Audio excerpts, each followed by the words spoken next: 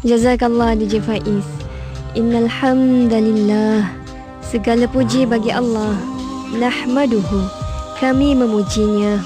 Wa nasta'inuhu, kami mohon pertolongan kepadanya. Wa nastaghfiruh, kami rayu keampunannya. Wa asyhadu an la ilaha illallah, kami bersaksi, aku bersaksi bahawa tiada ilah selain Allah. Wahdahu la syarikalah, dia cuma satu, tiada syirik baginya. Wa asyhadu anna Muhammadan abduhu wa rasuluh, aku bersaksi bahawa Nabi Muhammad adalah hamba dan rasulnya. Sallallahu alaihi wa ala alihi wa sahbihi wasallam. Allah berselawat ke atasnya, ke atas keluarganya dan sahabatnya, serta Allah mengucapkan salam. Wa ba'd, salam sebarkan bahagia. Assalamualaikum warahmatullahi wabarakatuh. Alhamdulillah bi khair, alhamdulillah tamam. Ya, minggu lepas kita bincang beberapa kaedah yang Nabi guna untuk menegur kesilapan. Minggu ni insya-Allah ya, kita nak sambung lagi lah DJ Faiz. Cuma kita ubah sikit tajuk dia. Ya. Belajar berhikmah daripada Nabi. Kalau minggu lepas ya, kita bawakan sirah-sirah yang berkaitan dan kita tengok subhanallah ya, memanglah sangat ajaib sifat Nabi ni. Diibaratkan seperti apa yang Al-Imam Asy-Syahid Hasan Al-Banna sebut, orang lontar dengan batu dibalas dengan buah. Ya. Orang buat dia sakit, dia beri manfaat juga kepada orang. Subhanallah ya. Dan antara kaedah-kaedah Nabi tu yang saya sebut minggu lepas ialah, ini sesi ulang kaji sikit ya. Pertama, tenang dan memahami kondisi pelaku kesilapan. Yang kedua, Nabi sangat berhikmah dalam komunikasi. Hikmah kat sini maksudnya bijaksana, raikan kadar akal manusia yang berbeza-beza. Yang ketiga, Nabi sangat belas kasihan terhadap pelaku kesilapan. Nabi tanya dulu masalahnya, lepas tu Nabi siap doa lagi supaya Allah kasihan dekat orang ni. Dan yang keempat DJ Faiz ya, Nabi ni tak cepat nak salahkan seseorang. Nabi sangat memahami. Subhanallah. Malam ni pula kita sambung ya, insya-Allah kita bincang tentang apa lagi kaedah-kaedah yang kita nak korek dari perut-perut sirah itu untuk kita belajar kaedah yang Nabi guna. Sebab apa kita nak belajar daripada Nabi ya, sedang pendengar Radio IKIM yang saya muliakan? Sebab Nabi ni insan yang maksum, yang Allah bagi didikan secara langsung. Maka Nabilah contoh terbaik untuk kita. Dan para ulama pewaris Nabi, itulah golongan-golongan hebat yang kita nak sentiasa ikuti perkembangan hidup mereka ya. Subhanallah DJ Faiz, Nabi ni mempunyai peribadi yang holistik. Holistik ni maksudnya menyeluruh. Semua orang, semua aspek kita boleh rujuk daripada peribadi Nabi kita. Kita boleh mencontohi Rasulullah sallallahu alaihi wasallam ni daripada dimensi yang pelbagai, multi dimensi. Bagindalah yang banyak senyum, bagindalah juga yang ada marah ya. Baginda yang banyak berjihad, baginda juga ada masa berhibur. Ini kita sebut holistik ya. Bagindalah yang berpuasa, baginda juga ada masa makan ya. Ini holistik. Maka kaedah-kaedah baginda yang seterusnya kita nak bincang daripada sudut pandang yang holistik, yang luas, yang menyeluruh insya-Allah. Sidang pendengar Radio IKIM yang saya muliakan, terutamanya remaja-remaja kesayangan saya sekalian ya, kita sediakan jiwa. Kita bukan sekadar nak tahu sirah-sirah ni, tapi lepas ni kita nak masukkan satu-satu ke dalam peribadi kita. Kalau tak dapat jadi macam Nabi pun dapat tempias-tempias perjalanan ke arah nak ikut Nabi tu sekurang-kurangnya ada dalam hidup kita. Alhamdulillah, mudah-mudahan begitulah ya. Inilah tugas hidup ya. Sebelum balik jumpa Allah ini yang kita nak cuba buat, masuk satu-satu akhlak Nabi yang mulia tu dalam diri kita. Baik, yang kelima sambungannya ya.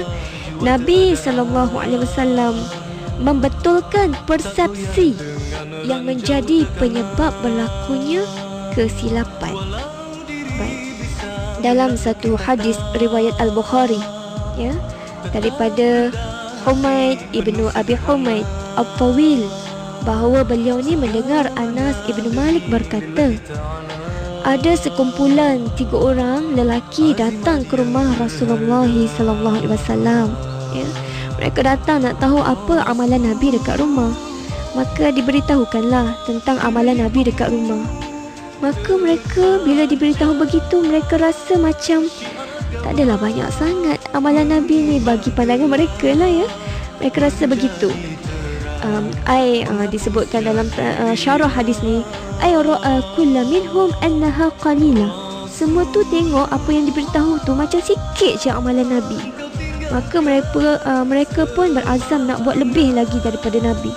Sebab mereka kata, yalah, Nabi ni orang yang Allah dah ampunkan, ya. Qad ghafara lahu ma taqaddama min dhanbihi wa ma ta'akhkhar. Allah dah ampunkan dosa yang lepas, dosa yang akan datang, ya. Kita patutnya orang yang Allah tak ampun dosa yang lepas yang akan datang ni patut kena buat lebih lagi. Mereka anggap begitu, persepsi. Maka Nabi SAW bila dengar tentang hal ini, Nabi pun nak betulkan persepsi ni, ya. Nabi pun sebutlah kepada mereka ni. Nabi sebut, wallahi inni la akhsyakum lillahi wa atqakum lahu lakinni asumu wa afturu wa usalli wa arkudu wa atazawwaj. Nabi sebut, akulah orang yang paling takut pada Allah, aku yang lebih bertakwa. Tujuan Nabi sebut begini bukan nak bangga-bangga riak ke tak, tapi Nabi nak bagi kayu ukurnya. Kita nak buat sesuatu, ya, nak buat lebih ke kurang ke kayu ukurnya, piawaian terbaiknya ikut Nabi. Jangan terlalu melampau-lampau kita buat, dan jangan terlalu sikit sangat. Kalau boleh kita nak buat macam yang Nabi buat, ada masa makan, ada masa berpuasa. Begitu Nabi terang kepada orang yang buat silap tadi. Asumu wa afturu wa usalli wa arkudu wa atazawwaju. Aku ni ialah puasa, aku juga berbuka, aku solat, dan aku juga ada masa rehat, dan aku berkahwin. Sebab ada sahabat tak nak kahwin, ya. Okey. Jadi di sini bila betul persepsi tu, rupa-rupanya kita kena ikut macam yang Nabi buat, ya, maka dapatlah dibetulkan kesilapan tadi. Dan DJ Faiz, ya, juga sidang pendengar Radio IKIM yang saya muliakan sekalian, kita sebenarnya hidup dalam dunia yang penuh dengan persepsi. Kadang-kadang sesuatu perkara tu Allah benarkan kita berbeza dalam perkara tu. Tapi bila persepsi kita anggap cuma ada satu pendapat je yang diterima dalam perkara tu, maka kita mudahlah nak hirit orang lain ke kandang pesalah, seolah-olah dia buat salah, padahal benda tu Allah raikan. Perbezaan itu. Maka kita kena betulkan persepsi kita dulu sebelum kita nak betulkan silap orang lain. Kena jelas ni isu khilaf ke isu yang disepakati, ya.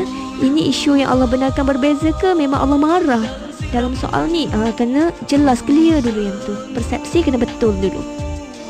Baik, seterusnya, sidang pendengar Radio IKIM yang saya muliakan, terutamanya adik-adik remaja yang saya sayang kerana Allah.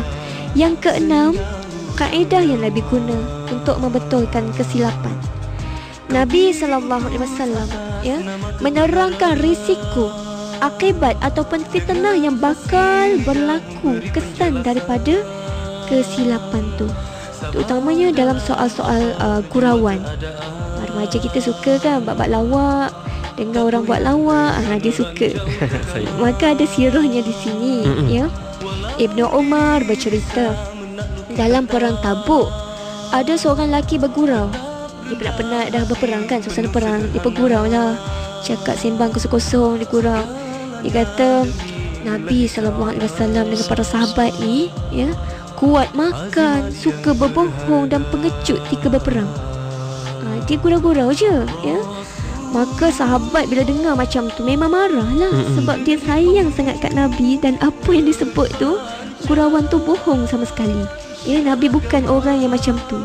para sahabat juga bukan orang yang macam tu. Tiba-tiba dikatakan begitu. Maka Auf bin Malik marah sangat, ya. Dia pun terus melabel sahabat yang gurau tadi. Dia kata, kadzabta walakinnaka munafik. Kamu penipu, kamu ni orang munafik. Dia label terus, ya.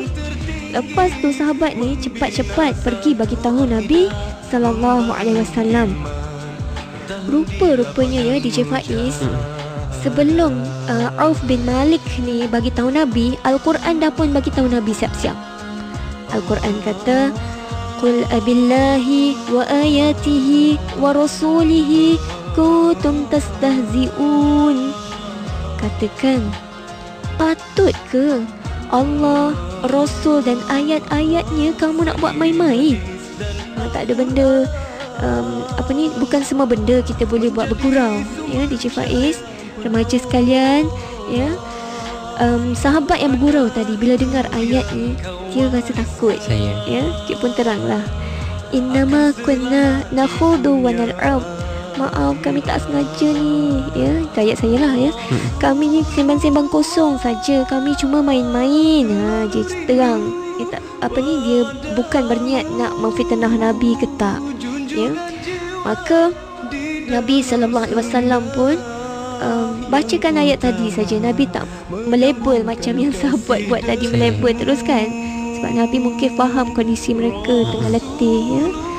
Dan Masya Allah, ya, dalam realiti kita hari ni, DJ Faiz dan sila pendengar, kalaulah kita tahu satu-satu topik tu memang sensitif dalam masyarakat, tak payahlah kita nak jadikan tu modal untuk buat gurau-gurau dalam ceramah ke, nak buat bahan lawak ke, nak pesenda-pesenda ke, ya. Sebab ni berisiko. Takut nanti agama kita terfitnah, takut nanti orang salah faham terhadap agama kita. Kena pandai pilih-pilih mana boleh buat gurau, mana tak boleh. Sebab gurau ni bukan semua tak boleh. Islam memang benarkan kita bergurau. Islam faham remaja-remaja kat luar sana memang suka pada gurauan, pada lawak, boleh, ya. Tapi gurauan yang berkaitan dengan sensitiviti agama, itu tak boleh. Gurauan yang berkaitan dengan sensitiviti orang lain, itu kena hati-hati, ya. Tak boleh kita main lepas saja. Nabi pun terang, ya, gurauan sekian-sekian macam ni boleh, serta rasionalnya tu apa. Macam dalam sirah tadi, Nabi terang dengan ayat Allah tadi. Subhanallah, kita tahulah rasional dia tak boleh buat main-main. Bahaya, ya, berisiko ada fitnah nanti. Dan seterusnya, DJ Faiz, banyak lagi kaedah yang Nabi gunakan. Yang keberapa dah? Ketujuh, 5, 6, ketujuh. Nabi menerangkan bahaya kesilapan tu. Setengah-setengah orang kata ini tak boleh, tapi bahayanya apa tak terang. So orang tak tahu apa rasionalnya. Kenapa tak boleh, ya? Kenapa tak boleh? Remaja suka nak tahu Kenapa dan kenapa bermain di fikiran tu. Ya, betul tu. Jadi Nabi fahamlah keperluan psikologi ni. Nabi terang bahaya terhadap kesilapan tu. Ada dalam sirah disebutkan bahawa, ya, banyak kali Nabi terang kepada para sahabat ni supaya kalau buat soft dalam solat tu, buat soft kena betul-betul. Yusawiya sufufana. Nabi menyamakan soft-soft kami ini, para sahabat cerita, sebagaimana Nabi samakan anak-anak panah, ya. Sangat Nabi pentingkan hal ini. Tapi adalah juga, ya, banyak kali dah terang, banyak kali dah cuba disiplinkan, tapi masih ada lagi soft yang belot, ya. Ada yang tertonjok dada kat depan. Maka Nabi pun terang, ibadallah la tusawwinna sufufakum. Hamba Allah, ya, cepat samakan saf kamu. Au yukhalifannallaha baina wujuhakum. Ataupun nanti Allah nampak macam salah je muka kamu ni.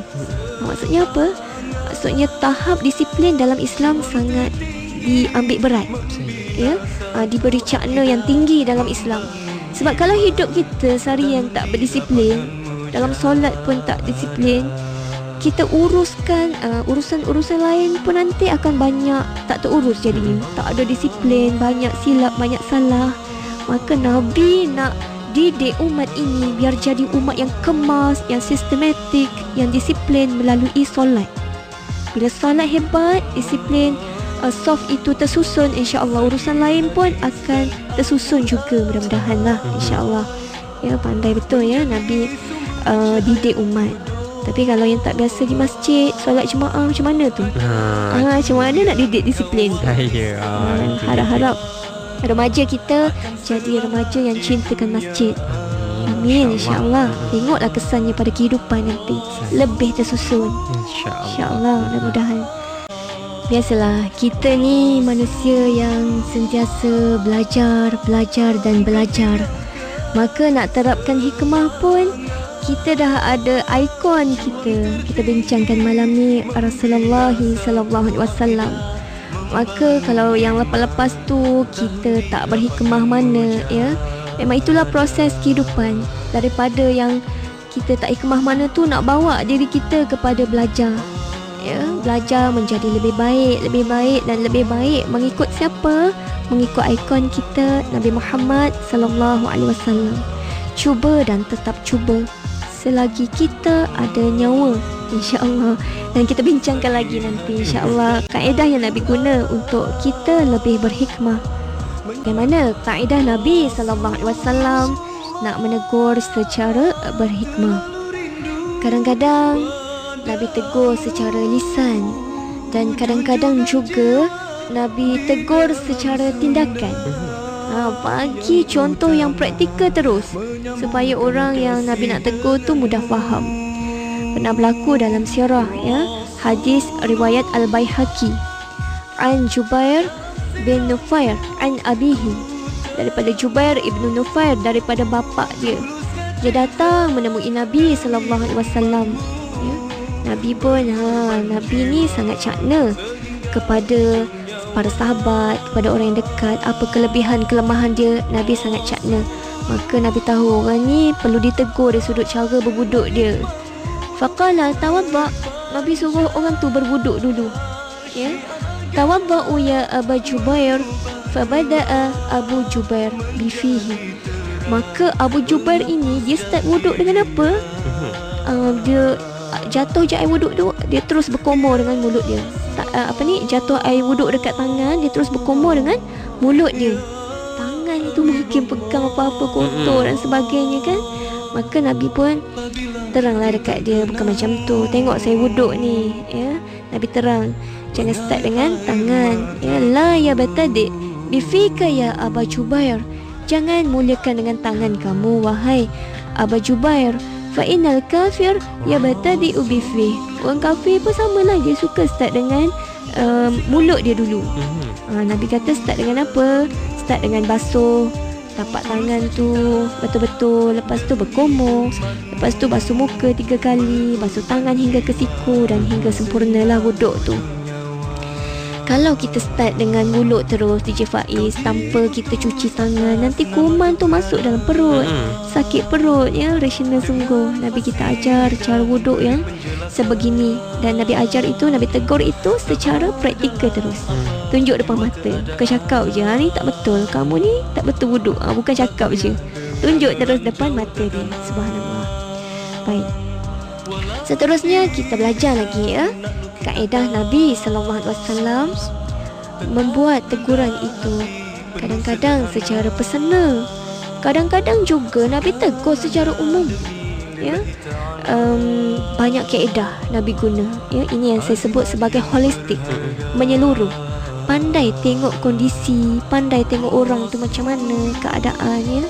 Subhanallah, ini yang kita nak belajar juga, kebijaksanaan daripada Nabi sallallahu alaihi wasallam.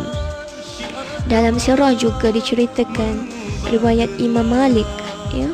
Aisyah radhiyallahu anha, isteri Nabi sallallahu alaihi wasallam, dia nak beli seorang hamba yang bernama Barirah, ya. Tapi tuan kepada Barirah ni tak nak jual kecuali dengan syarat. Apa syaratnya? Illa bi syarti an yakuna al-wala' lahu. Kecuali dengan syarat Barirah ni tetap bagi walak kepada tuan dia tu.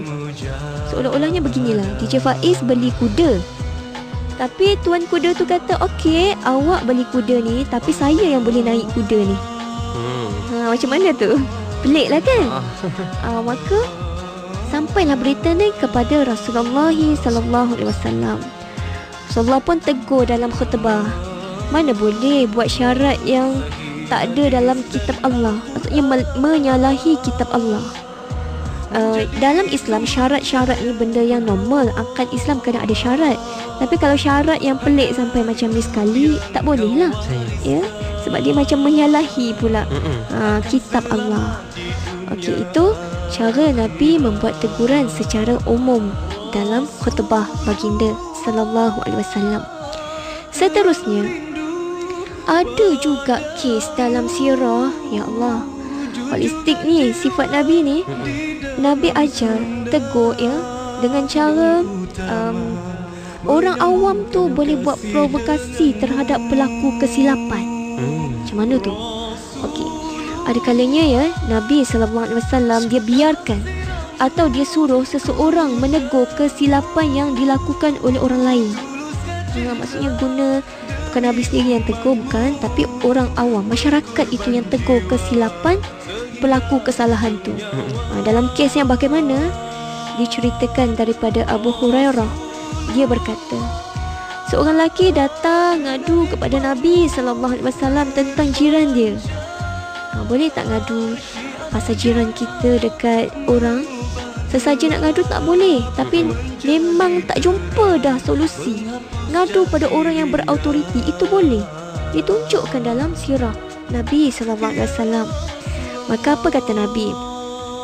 Pergilah dan bersabarlah. Sabar je lah dengan jiran, ya. Nabi tengok kondisi yang memahami dulu. Yelah, jiran pun mungkin tak sempurna kan, fahamilah dia, sabarlah dengan dia. Begitu. Tapi Nabi juga tak ajar seseorang tu terus duduk dalam kondisi yang pasif begitu sampai bila-bila. Ada tahap yang dia rasa melampau sangat orang buat dekat seseorang ni. Masa ni lah Nabi ajar supaya apa? Nabi kata campakkan barang kamu ni ke atas jalan. Supaya apa? Nanti orang lalu akan tanya, kenapa buat macam ni? Yalah, aku tertekan, jiran aku menekan aku, ya, menekan aku sekian. Maka nanti orang pun kesiannya, kau ni tak fikir ke kau buat orang macam ni? Orang akan menekan orang yang buat salah tadi, si jiran yang buat salah tadi tu. Baik. Itu kepandaian Nabi nak selesaikan masalah ini, ya. Sebab ada orang yang memang angkuh, memang ego sangat, tak fikir hak keselesaan orang lain. Maka perlu ditegur secara provokasi awam begini. Riwayat Abu Daud. Itu ada termaktub dalam sirah. Betul. Itu dia. Berkenaan. Okey, kita nak tegur sahabat-sahabat yang lagi tinggi ilmu agamanya daripada kita. Hadirin hadirat yang saya muliakan, pertama sekali saya nak bawa kita faham rasionalnya. Siapa pun, ya, manusia ni memang tak sempurna. Kecuali Nabi tu maksum. Tinggi tak tinggi ilmu agama dia, memang ada lari daripada melakukan dosa. Ya, betul tu. Dia perlukan nasihat daripada kita.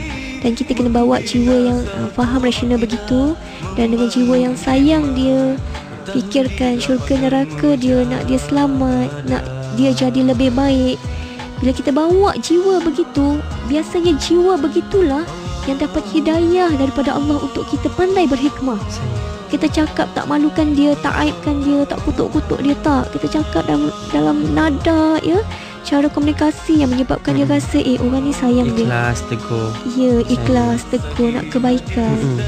Itu yang kita kena cuba jugalah, ya. Tegur dari jiwa kita, insya-Allah. InsyaAllah. Okey, kita teruskan, ya, DJ Faiz. Baik. Rasulullah SAW juga, ya, pesan kepada kita supaya kita ni berhikmah dari sudut menghindari fitnah syaitan. Sebab syaitan ni akan lakukan apa saja untuk jerumuskan manusia ke lembah dosa. Orang buat ibadat pun syaitan boleh main dari sudut masukkan riaknya, masukkan rasa takaburnya, ya. Apatah lagi orang buat jahat ni, dia nak bertaubat tu akan ada banyak mainan syaitan. Banyak kata-kata yang ada dalam jiwa dia yang menghalang untuk dia terus buat baik. Antara puncanya ialah masyarakat tu sendiri yang menghalang dia daripada jadi orang baik. Apa sirahnya? Mari saya kongsikan, ya. Sedang pendengar Radio IKIM yang saya muliakan, dalam satu hadis riwayat Al-Bukhari, an Abi Hurairah qala atan Nabi sallallahu alaihi wasallam bi rajulin qad syuriba. Daripada Abu Hurairah radhiyallahu anhu berkata, seorang lelaki yang minum arak telah dihadapkan kepada Rasulullah sallallahu alaihi wasallam. Maka kata Nabi, idribuh, pukullah dia. Sebab dia buat perkara yang memang bercanggar dengan kitab Allah, yang memang kena hukum. Maka Nabi kata pukullah dia. Abu Hurairah pun berkata, faminna dharibu biyadih. Maka ada orang yang pukul dengan tangan dia, ada orang yang pukul dengan selipar dia, ada orang yang pukul dengan pakaian dia. Itu pelaksanaan hukum tadi, ya. Pukul bagaimana? Ni ditunjukkan dalam sirah. Ada yang pukul dengan tangan, ada yang pukul dengan selipar, ada yang pukul dengan pakaian. Sebab tu ada kes dalam masyarakat kita, ada yang kena tangkap minum arak kan. Dia nak dia tu disebat. Sebab yang bagaimana? Kena tengok pelaksanaan sirah ni begini, ya. Maka apabila peminum arak tadi dipukul dan dia beredar, ya, setengah di kalangan orang ramai pun masih hina-hinakan dia. Dia kata, semoga Allah menghinakan kamu, akhzahullah. Nabi dengar ni, Nabi dengar, Nabi terus betulkan kesilapan ni. Nabi kata, la taqulu hakaza, la ta'inu alaihi syaitan. Janganlah kata begitu, jangan kamu menolong syaitan ke atasnya. Ini yang saya maksudkan tadi. Bila kita asyik kutuk orang yang buat silap, ya, orang yang keluar daripada pusat serenti ke, ya, orang yang ada pernah kisah silam dia yang teruk-teruk ke, kita dapat tahu, ya, kita pun asyik kutuk-kutuk dia, ungkit-ungkit kisah silam dia, seolah-olah kita tolong syaitan untuk terus rosakkan dia. Dia jadi terhalang nak jadi orang baik-baik sebab masyarakat duk letakkan label yang buruk-buruk pada dia. Maka jangan kamu menolong syaitan ke atasnya. Riwayat Al-Bukhari. Hadirin hadirat yang saya muliakan sekalian, ya, bila ada sahabat itu masih hina-hinakan seolah dia masih kotor dan bersalah, Nabi tegur kesilapan mereka. Nabi tak mahu mereka menolong tipu daya syaitan untuk terus sesatkan hamba-Nya. Moga kita insaf sungguhnya ni. Saya pun nak nasihatkan diri saya jugalah, ya. Baik, seterusnya, sidang pendengar Radio IKIM yang saya muliakan, Nabi mencegah perbuatan yang salah. Ini kaedah Nabi nak menegur kesilapan. Kadang-kadang Nabi tegas, ya, di Jawaiz. Disebutkan dalam hadis riwayat Abu Daud, an Abdullah bin Basri radhiyallahu anhu qala, jaa rajulu yatakhatta riqaban nas yaumal jumu'ah. Abdullah bin Basar ini menceritakan ada seorang lelaki, ya, pada hari Jumaat sedang Nabi khutbah tu, dia masuk ke dalam sebuah orang yang duduk dengar khutbah tu, dia main langkah-langkah je tengok orang. Maka Nabi tengok ni, Nabi terus dalam nada yang tegas, ya, dari mimbar itu Nabi kata, jangan buat macam tu. Ataupun Nabi sebut dalam hadis ni, ijlis faqad azait, duduklah, nanti kamu akan sakiti orang. Langkah-langkah akan kena tengkuk orang macam mana. Maka Nabi pun mencegah perbuatan tersebut. Baik, seterusnya kita ada banyak lagi kaedah, ya. Kaedah seterusnya, sidang pendengar Radio IKIM yang saya muliakan, Nabi menegur kesilapan dan Nabi menerima kebenaran. Maksudnya kat sini DJ Faiz, Nabi tak ada nak blok terus minda dia. Ni orang yang kita tak boleh guna ni, salah belaka ni. Tak ada. Apa yang dia kata betul, Nabi tetap kata dia tu betul. Walaupun ada kesilapan yang dilakukan. Walaupun ada kesilapan yang dilakukan. Baik, saya kongsikan, ya, dalam satu hadis riwayat Al-Bukhari, Ana Rabi' bintu Mu'awwidhi, ya, bin Afara qalat, daripada Rubai' binti Mu'awwidh Ibnu Afara ini berkata, Nabi SAW datang dan menemuiku ketika aku berkahwin. Nabi pergi ke satu majlis walimah. Lalu baginda duduk di atas alas dudukku seperti cara kamu. yakni perawi daripada Ar-Rubai ini duduk. Nabi duduk macam ni, dia cerita. Manakala jariah-jariah kami, hamba-hamba perempuan kami, dia pun pukul rebana, pukul kompang, ya, sambil mendendangkan lagu-lagu yang best lah, lagu yang mengenangkan datuk nenek kami yang syahid dalam perang Badar dulu. Dalam madah ataupun dalam lirik lagu tu dia sebut balik ya jasa orang-orang yang syahid dalam perang Badar dulu. Dan salah seorang penyanyi ni tiba-tiba dia melantunkan lirik lagu dia yang berbunyi, di kalangan kami ada seorang nabi yang mengetahui perkara esok hari. Wafina nabiyyu ya'lamu ma ghada. Dia kata begitu. Maka Nabi SAW jawab, tinggalkan part ni, jangan sebut begini. Sebab Nabi ya, dengan penuh amanah, dalam Al-Quran sebut la a'lamul ghaibah, aku sebenarnya tak tahu pun benda ghaib ni. Benda esok kan benda yang tak tahu lagi kan, benda ghaib kan. Yang Nabi tahu-tahu tu semua illa ma yuha, kecuali yang Allah wahyukan barulah Nabi tahu. Maka kalau orang kata Nabi tahu belaka esok, apa yang berlaku semua Nabi tahu, tak betul cakap macam tu. Maka dalam nyanyian tadi Nabi tak terus blok, kamu tak pandai nyanyi ni, salah belaka ni, tak. Yang tadi yang puji sahabat-sahabat yang syahid dalam perang Badar itu tak apa, teruskan. Tapi kata-kata yang last tadi tu tinggalkan, yang ni tak betul ni. Ya, disebutkan dalam hadis riwayat Bukhari. Nabi SAW sebut, faqala da'i hadhihi wa qawli billadhi kunti taqulin. Tinggalkan ungkapan ini dan teruskan dengan apa yang telah kamu katakan tadi. Yang lepas tadi okey. Yang ni je tak okey. DJ Faiz, kita tengok masyarakat kita hari ni banyak yang suka blok habis. Kalau ada satu je silap, kita lupakan kebenaran dia kan. Lupakan kebenaran, kebaikan dia. Tapi Nabi tak, Nabi tegur yang silap je lah.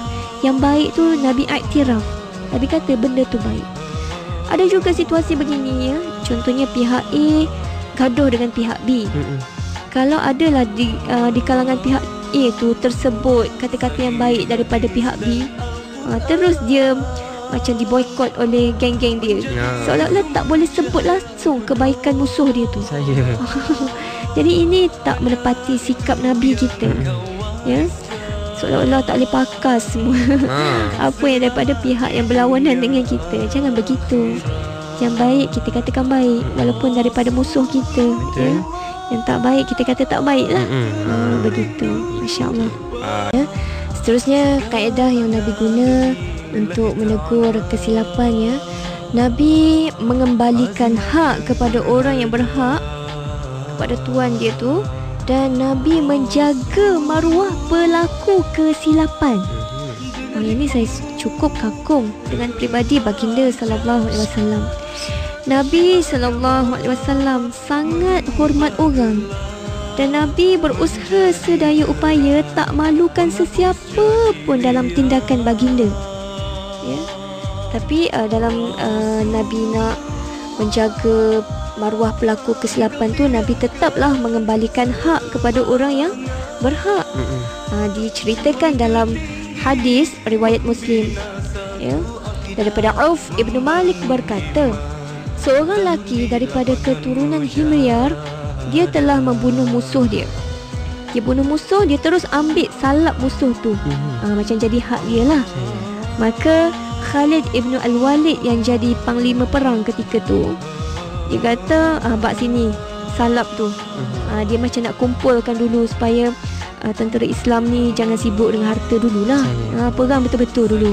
Nak kumpul-kumpul dulu, nanti dia akan bagi-bagikan harta-harta tu. Maka dia tak puas hati. Dia pun tetap nak ambil salap tu.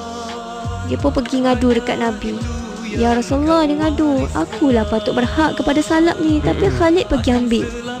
Maka Nabi pun terus suruh Khalid bin Al-Walid itu serahkan balik salap tu kepada lelaki ni. Macam Khalid buat silap lah sikit kat situ, patut serah teruslah, ya. Tapi lelaki ni tiba-tiba pergi hinakan pula Khalid. Kan aku dah kata, aku dah kabar dah berat nanang ni. Itu bahasa Terengganu lah. Jangan suasana. Sebab esok nak pergi Terengganu kan.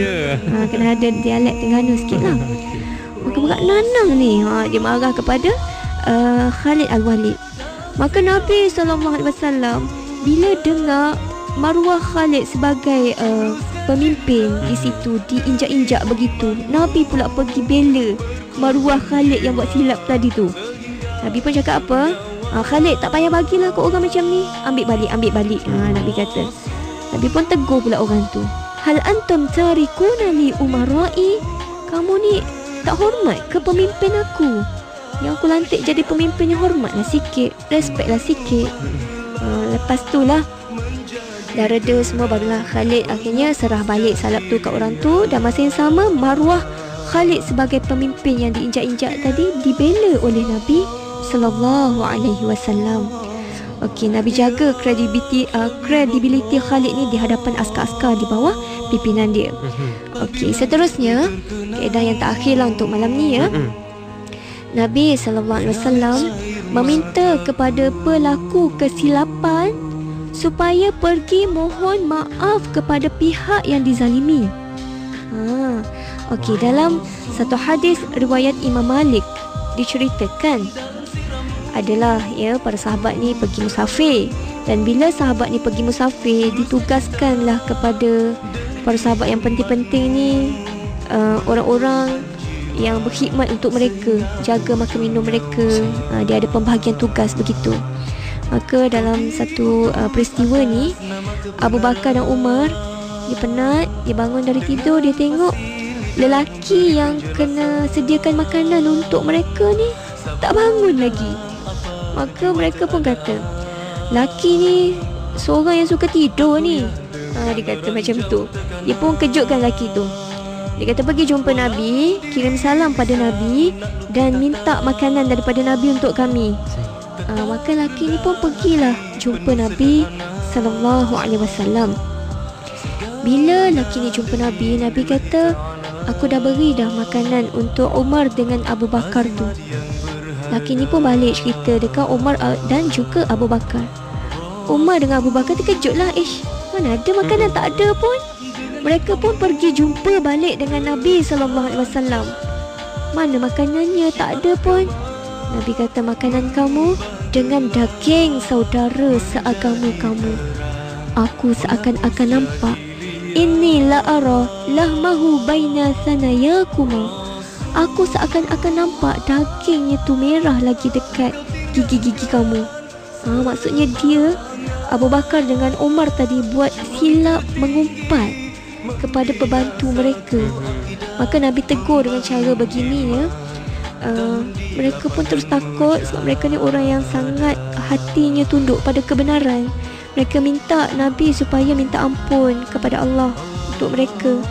Astaghfirullah lana ya Rasulullah, mintalah ampun bagi kami wahai Rasulullah. Tapi Nabi sallallahu alaihi wasallam suruh apa? Murrahu falyastaghfir lakum. Suruhlah lelaki tu yang mohon ampun untuk kamu, minta maaflah dengan dia, sebab sekarang ni kamu buat silap dengan dia. Begitu. Maka kita janganlah ngumpat-ngumpat ni. Tengok peristiwa ni ya, ya Allah, carilah balik orang yang ngumpat tu ya, mohon maaf banyak. Itu yang terbaik sebenarnya. Dan untuk kesimpulan DJ Faiz, okey, para sahabat pun rupanya ada konflik, ada salah silap ya. Dan sikap Nabi, kita tengok Nabi sangat sabar, didik. Itu tahap mereka ketika tu, untuk ditingkatkan, bukan untuk dilabel dan terus dijauhi, dicop ke, dikutuk sesuka hati ke tak. Tapi Nabi sabar, didik dan didik. Saya nak bagi puisi malam ni, saya nampak jam dah cukup masa ni DJ Faiz. Silakan sempat lagi ya. Okey. Dan untuk konklusi istimewa buat sidang pendengar Radio IKIM, juga remaja yang saya sayang kerana Allah, terimalah puisi saya bertajuk Baginda yang Sempurna. Baginda, remaja pemalu. Baginda, remaja berani. Bagindalah contoh dikala remaja.